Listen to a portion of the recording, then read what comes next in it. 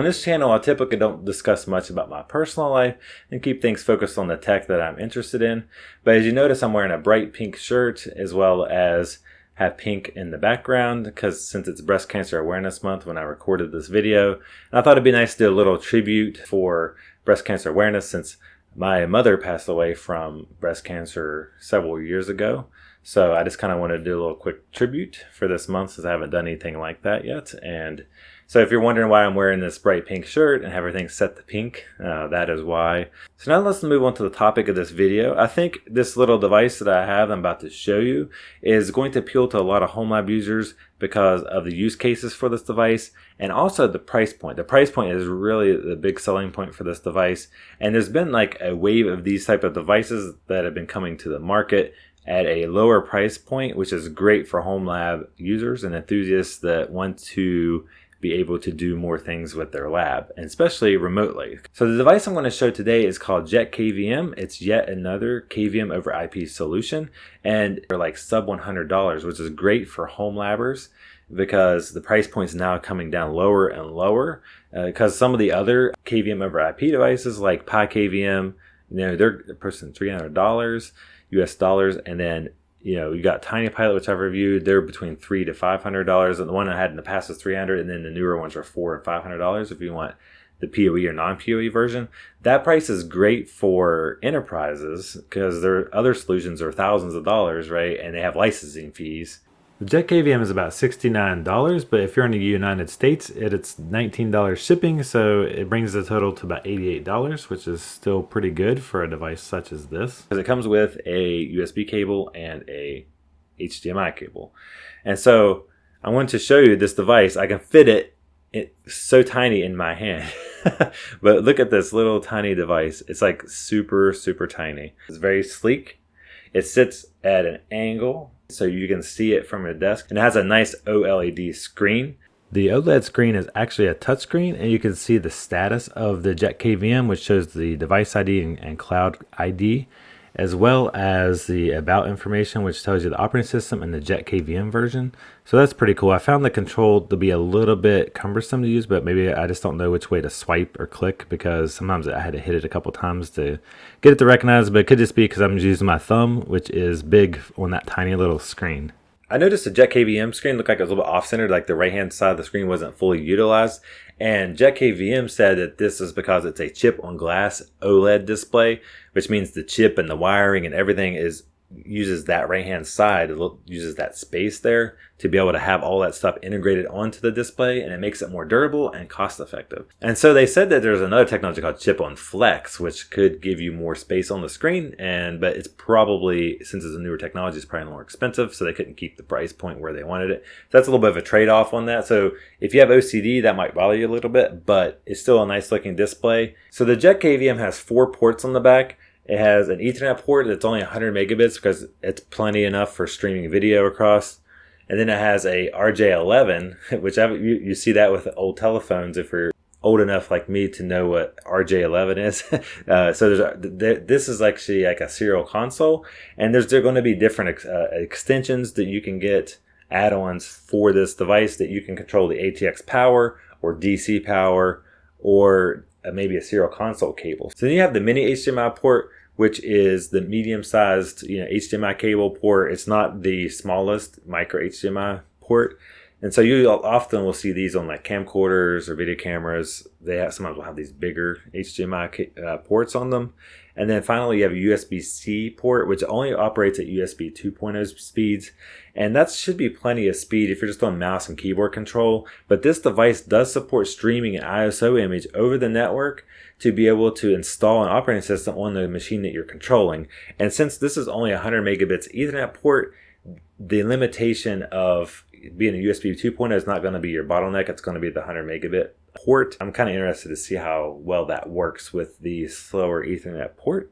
But I'm sure they did that to save costs to make this device as cheap as possible, because that's why a lot of IP cameras have 100 megabit ports instead of gigabit ports. They don't need the extra speed, and that's one way they can save costs, especially when they're producing thousands of these devices, right? So that's all the 4 ports that's on this device, and it's very compact. It's just the back of it's just barely wide enough for all those ports. Is when you connect the Ethernet and then the HDMI cable that comes with it, they're almost like touching. They're that close. So there's barely enough clearance. So depending on the type of cable, if you're using your own cables, if it's too thick, you're going to have probably a problem with it bumping into the Ethernet cable. But if you use the one that it came with, you're going to be fine because it has a little bit lower profile. I notice it's slim enough to where it just touches a USB cable even with a boot on it. The bottom of this device doesn't have any like rubber feet or anything on it, which on a desk it sits fine. This is nice and heavy. This is one thing that I noticed when I pulled it out of the box because it's made out of like thick steel or something, and it's really nice metal, quality metal there.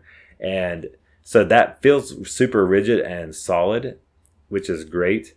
I noticed there's some like little holes on both sides here, and maybe that lets a little bit of heat out. And so one thing that is pretty cool is they sent me this little PCB. They call it PCBA. I'm guessing that's like it's before they cut the chip out of it. I'll show a closer up video of it, but it has, you can see what the insides of it look like. Both sides this has the USB and HDMI port on this side, and this has the Ethernet and RJ11 port on this side. So this is really cool to be able to see the insides of what this device looks like without taking this apart. Because I don't really want to take this apart because it's put together so nice that I don't want to have to tear into it. It's a nice little touch there. The JetKVM is a Kickstarter item that's not on the market yet, but it will be, I think, sometime after December 4th, I believe. So I just want to mention that JetKVM reached out to me since they saw I reviewed other iKVM devices, and they wanted me to try it out and to let you guys know how this device works before it's released in December. And so they sent me this and other boards, so as for full transparency. One thing that I've liked about interacting with the JetKVM team is they've been updating me frequently on any updates they make to the software or terms of how they're releasing their open source code, and even gave me a list of things that are going to be changed in the final release of this product. And some of it's cosmetic, so it's not that big a deal. It's like finishing touches. They're making sure everything is released exactly how they want it, which is really nice to see them care about details like this first item on here. The screw collar is going to change from black to gray. On this device, the screw collar is black, which still looks great on this device. This is like a dark gray, like gunmetal, which I love. I love devices that have this color. Also, where it says designed by BuildJet in Berlin, they said that wording might change. They said the internal PCB will be black. So the PCB that I have is blue, so I'm assuming that's going to be black instead. Not that big a deal. You're not going to be looking at it if you're not opening it. It just says there's tiny, non-visible internal changes to make assembly easier. So they're making some other little changes there. And the unboxing experience is going to be better than what we got. We just got ours like in bubble wrap, and it had some felt, black felt around it. So it was pretty well protected, but it's definitely wasn't in a production box. So that's why I'm not showing you the unboxing. It wasn't anything very interesting to see. So the cable management of this is really nice because all you have is an Ethernet cable, and you just have these two cables coming out, and these two go to the computer you want to control. It's only two cables. When I had another iKVM device like the Tiny Pilot, you have to have the power cord in addition to the two cables that are connected to the computer. So there's one less cord with this device, but the downside is that this device doesn't power on if the device that you are plugged into is off, and if the USB doesn't supply power when the device is like in a off state. You might want to have a USB hub that is powered.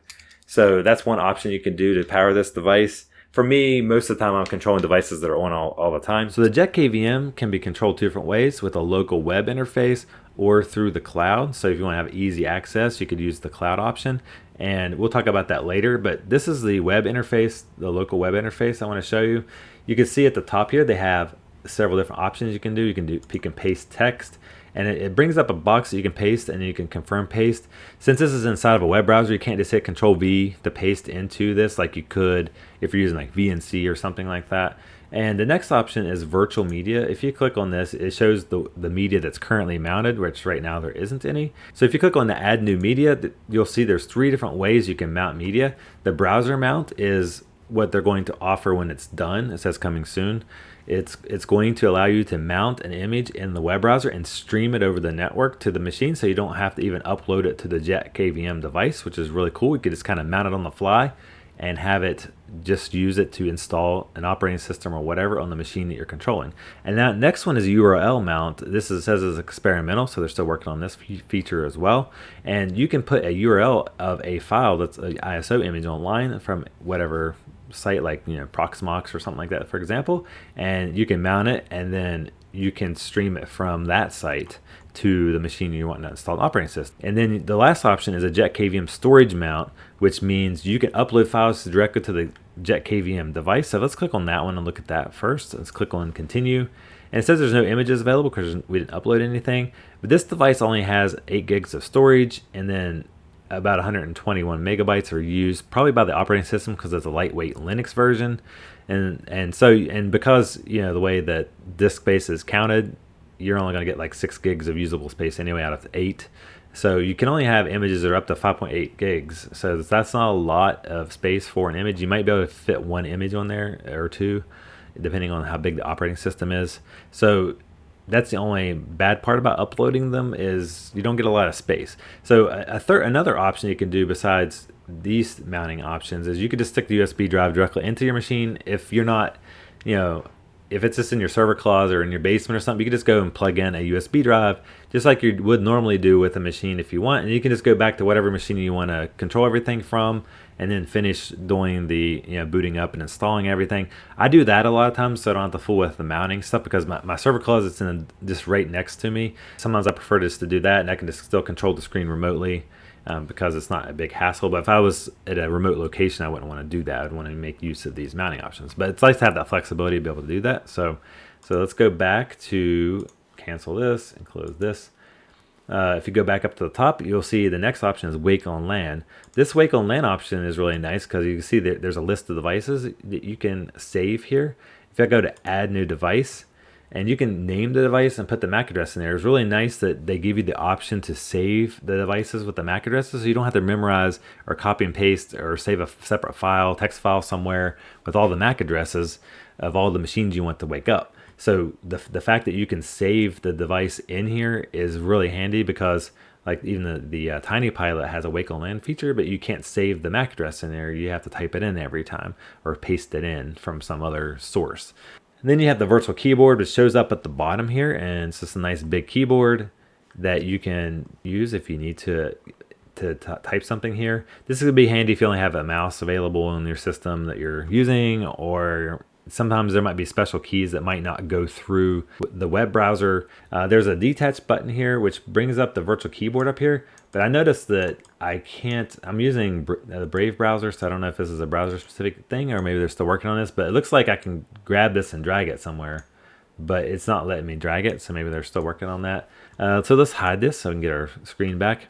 You can see how the screen is nice and fluid. When I hid that keyboard, it just shrunk it back down to normal size. Down at the bottom, you see a thing that says keys. So if I'm up here typing something, you'll see that it tells me what I'm typing at the bottom. It shows up really fast, so it'd be nice maybe if there's like a little delay there. Like the Tiny Pilot kind of does that. It kind of fades out, so you can kind of see what you just typed. Because if I'm sitting there typing, it's just like boom, boom, boom, boom, boom, really fast. So that's kind of a cool, little indicator down there. And then there's also some indicators down on the bottom right where it says caps lock, num lock. So if I hit caps lock on my host machine I'm using to control this machine, you'll see that it puts caps lock here, and it also sends the caps lock command to the host I'm controlling. So you'll see that it shows up in both places. So I hit it again, it takes it off. So at the top here, you'll see JetKVM device connected. This is the status of if it can have a connection with your JetKVM device itself. So if you have this web browser page open and then you just shut off the JetKVM, it'll say disconnected up here. So if it loses connection, that way you're connected to the JetKVM on the network, and that way wonder why something's not responding or something happened here. You can see you lost connection on the network to your JetKVM device. And then for the USB, it lets you know if you have your USB cable connected to the device.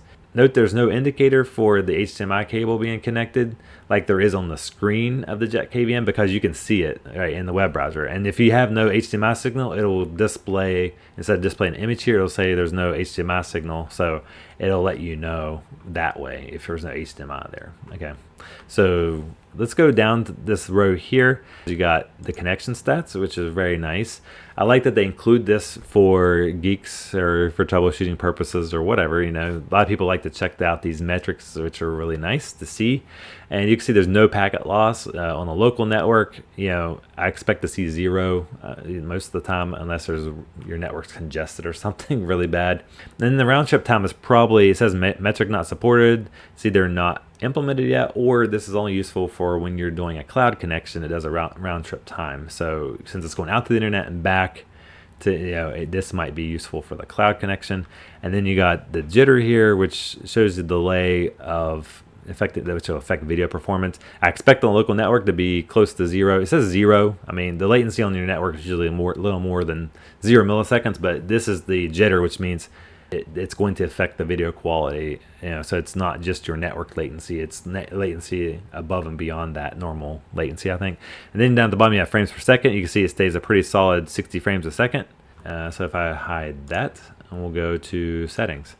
And for the settings, you can see that there's the app version, system version. You can check for updates up at the top. Quick little status, it's nice to see. And then you got mouse settings, so you can hide the mouse cursor. Notice there's 2 cursors here. One is my local mouse cursor and one's the remote mouse cursor. So if I check this box, you're only going to see the remote mouse cursor, and you can tell there's a delay there. And this one's an interesting feature, a jiggler. It simulates the movement of a mouse, so it prevents it from going to sleep or standby mode. So if you're controlling a machine, as long as if you have this option enabled, you can keep it from going to sleep while you're wanting to remotely administrate the machine. That way you don't have to go wake it back up, right? If it falls asleep if you walk away for a little bit and it goes to sleep, and you have to do wake on LAN again, right, to get it back up. And then there's 2 different modes here for the mouse input mode. It says absolute and relative. This icon shows a mouse on it. So I'm wondering if this will still be useful for a mouse user, or some of these are useful for if you're using like a touch screen for some reason to control something. Maybe one of these options will be more useful for touchscreen users. Now, I'm not quite sure what relative is going to be like until it's done, so that's a coming soon feature. And then the stream quality, you can see there's low, medium, high. I wish there was a little more settings you can tweak here. Like the Tiny Pilot, you could tweak the amount of bit rate and the amount of frames per second there. And so here, all you get is low, medium, high. Maybe adjust those things for you automatically. But still, sometimes since I'm a power user, give me the options to tweak things. I like that. So maybe they'll add some more options here for stream quality. Maybe you can use different encodings, H.264, H.265, whatever. For the EDID, this is the identifier for the HDMI port, and by default there's one called JetKVM default, and there's some other monitors like Acer, Asus, and Dell that has some different settings here that you might be able to pick this if there's you have compatibility issues of it not detecting the proper screen resolution. You can do a custom one as well. The next feature is a JetKVM cloud, in case you want to control your device through the cloud to make it easy to access it from anywhere. And the nice thing is that this is not enabled by default, and it's an optional feature. And when they first sent me an email about the JetKVM, that was my first question, is because they talked a lot about the cloud access, was can you control it locally? And they said yes, there's going to be a local web interface. So I'm like, oh, that's good, because I was worried that this was going to be a cloud-only KVM device, which means if your internet was down or whatever, you wouldn't be able to even access something that's in the same room as the JetKVM that it's plugged into, which for me, local access is essential for a device like this, even though it's nice to have the cloud option. You'll see here that it says the cloud security features. It has end-to-end encryption, zero trust security model, OpenID Connect authentication, and all streams are encrypted in transit. So it sounds like to me they're trying to make this as secure as possible and to make sure that you can trust the connection. And then it has a little button here that says learn about our cloud security, so you can dive into it deeper. And all these components are going to be open source and available on GitHub in December. So they're trying to instill confidence in their cloud security model that they have developed, and you can go check it out yourself if you're interested in that sort of thing. This is the local access. I think enable password. It might just use a basic authentication in the web browser, but at the time of this video, the JetKVM's web interface is only HTTP, so this password won't be as secured if you use the password as it would be if you're using HTTPS. I'm hoping they'll add HTTPS, and it's just not ready yet. All right, so next section is updates. So we got the auto update option if you want to keep this device up to date automatically, and there's the dev channels if you want the latest features and you're not worried about if things break or they're not quite working exactly right. So it allows you to play around with some things. And then there's this advanced mode at the bottom where you have the developer mode. I had it checked by default, but it's normally unchecked.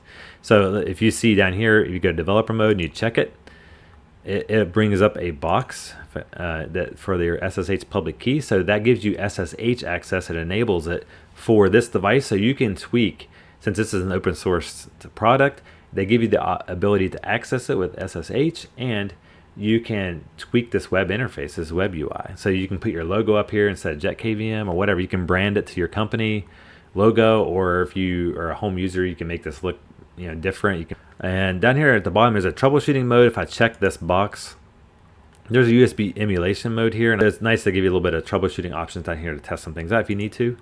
So we can close that out. And then the last button, of course, is full screen. So you can view your machine that you're controlling in full screen mode, which is great.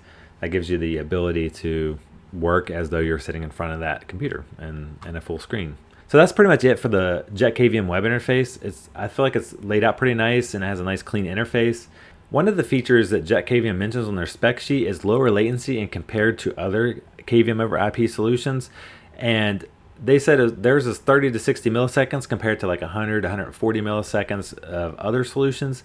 And I'm not quite sure the best way to test the accuracy of that statement from a technical point of view, but from a practical, tangible aspect, I think the best way to test this would be just for typing, because if you are a fast typer, you want to have the minimal amount of latency as possible. Otherwise, you're going to get it's going to get behind, and it's going to be typing after you're done typing, which will be really frustrating. Let's go ahead and try this, but compare the difference between the TinyPilot and the JetKVM. So I want to do the TinyPilot first. I'm just going to mash a bunch of keys and hit the space bar every so often and make it simulate like I'm typing a bunch of words. And we're going to see how quick it keeps up, and see if there's any latency and if it gets behind. All right, so let's try it out. Okay, and there we go. See how there's a delay there? I'm gonna do it again. Stop. It's going like 2 seconds or so, 2 to 3 seconds almost past when I was done typing. So let's do, and you can probably hear me stop on my keyboard. Stop. And then see, it's like 2 to 3 second delay there. If you're a very fast typer, this will be very frustrating very quickly. So let's go over the JetKVM. I'm going to do the same type of deal over here and just keep typing, and we'll see like if I say stop, if it's going to stop or if it's just going to keep going. Stop. Okay. Stop. Let's do it longer. It doesn't even slow down. It's like I can't even get it to like lag behind, except for just maybe barely a split second, but it's not even enough to be able to notice the delay there. So that typing is really great. So if you're a fast typer, you're probably going to prefer the JetKVM's lower latency. But for certain applications like video, you're not going to notice the speed difference. So if I have a video of mine up on both screens, you're going to see it looks about the same. One thing that I'm asking the JetKVM team about is I noticed it doesn't bring the audio over on the JetKVM, but it does on the TinyPilot. Another thing that I notice how the TinyPilot has the YouTube, the background is brighter white than the JetKVM. It looks kind of gray and muddy a little bit. I noticed that also with the TinyPilot. If I go to video settings and go to motion JPEG, this is the only option that was available when I first got the TinyPilot before they added H.264 encoding. Notice how the background looks more gray. It's a lot more similar to the JetKVM with the colors. And that's something I'm kind of curious if this is something they'll improve over time with the color accuracy. So I'm going to show the virtual media mount, which I have set up here at the top. I have a Linux ISO image mounted as a CD-ROM. I already have a Linux operating system installed on this machine, so I'm just going to restart and show you how to use this. I have the virtual keyboard open because if I hit F11, it'll take me out of full screen browser mode, which is not what I want. So this is where a virtual keyboard is handy, because sometimes the keys will work on the host system and we want it to work on the system we're controlling. So we'll see that we're rebooting, and the cool thing is the USB stays powered during the reboot, so we don't lose connection. So I'm going to hit F11. All right, so since I hit F11 key, I can get to the boot menu of my system, and you'll see that I have the JetKVM virtual media device. And it's a UEFI by default, and we'll just click on that. And then it should be booting off of this virtual media, which is the ISO image on the JetKVM. So we can click on try or install Ubuntu, or Kubuntu I should say. And then it's going to load into the installer. So that's pretty cool. I'll give it a second here. So now you can see it's loaded into the Kubuntu setup screen. So from this point on, I could just install the system like I normally would. And I'm doing this remotely from my desk, and it's connected to a system that's in my server rack. So alternatively, I could go to use the URL mount, which is pretty interesting because they have already some predefined popular images where you can just stream the ISO directly from the websites where these images are hosted, and you can put in a custom one here as long as you can get directly to the ISO and it's not zipped up. And you can mount this as a CD DVD or a disk image as well, but that disk image feature is not ready. So I could just do Ubuntu and select that, and I can mount this URL. This option, they said, is limited to 1 megabytes per second currently, so I'm kind of curious to see how fast this will be. So let's go ahead and reboot my system and let's test this out real quick. All right, so now rebooted, I'm going to select my JetKVM virtual media device as my installer here. So let's do try or install Ubuntu and see how quick this is over the internet. So it looks like it's loading the Ubuntu installer. It did take a little bit of time to get to this point. All right, just sitting here for a few minutes, it just seems like this might be a pretty slow option if you really need to use it. I'm really hoping they improve performance on it. I imagine it's just the early implementation. That's why it says it's experimental. But this is definitely a very cool, innovative feature that I hope gets a performance increase by the time they launch this or afterwards. One thing I want to mention about the virtual media mount, if I click on it and go to add new media and go to storage mount because I've uploaded an image, you'll see that, as I mentioned earlier, that you can mount as a CD DVD or a disk image. Note that certain modern mini PCs don't even support a CD DVD option, because I'm assuming it's because the only storage that's on those little mini PC specialized motherboards, they don't even have SATA ports. They just have NVMe ports or eMMC storage and those sorts of things. So you can't even connect the CD DVD drive unless it's an external USB enclosure. But that would probably show up as a USB mount and not a true CD DVD. So if I go to mount this image that I have uploaded, this Linux ISO, I click on mount. You can see in these boot options on this BIOS, I can only pick eMMC storage, NVMe, SD, USB hard disk, USB key, network, and disabled. There's no CD DVD option here. So on this mini PC they have, it's just the Intel N5105 PC. It doesn't even allow me to boot from the image. So you won't be able to use the CD DVD image, but hopefully you'll be able to use the disk mount once it's available. So if I go over to add new media and go to the storage mount, you should be able to have this disk mount option. That's what you'll want to use for those PCs. I just wanted to mention this as something you could encounter on certain maybe mini PCs that you may be using, that you need to make sure you use the disk mount option, which should hopefully be available when they launch this. One thing I appreciate about JetKVM is they seem to be committed to the open source community because they want to share their code once the product is released in December after the Kickstart campaign is finished. And you'll see that they've shared it with a couple of us content creators, so I appreciate that a lot. I feel privileged to be one of the few that's been invited and accepted. You can see Jeff Geerling right here is one of the ones that's has access to this repository. So I appreciate that they shared this ahead of time so we know that it exists. So they're making their website open source as well as their cloud API they're using to do the secure remote access, and as well as the KVM software running on the JetKVM. So you have access to all these things. So I'm just going to click in here and show you that there is code underneath here. I'm not going to click any of the files because they haven't made this public yet, but to show you that there is files here and they already have the start of the documentation for this project, which is nice to see. And so I'm thankful they're going to be releasing that to the public because I like to see what the community comes up with. So overall, I think this is a affordable, solid, well-built KVM over IP solution where both the hardware is sleek and solid, well-built, and the software looks nice and modern and polished. It has these nice statistics you can look at, and it's just smooth because it's 60 frames a second, unlike some of the other KVMs that are out there that are only like 30 frames a second.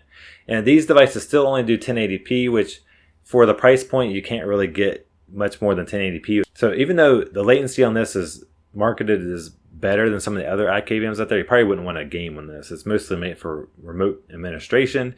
So until next time, I'm Dustin Castro and I'm signing out.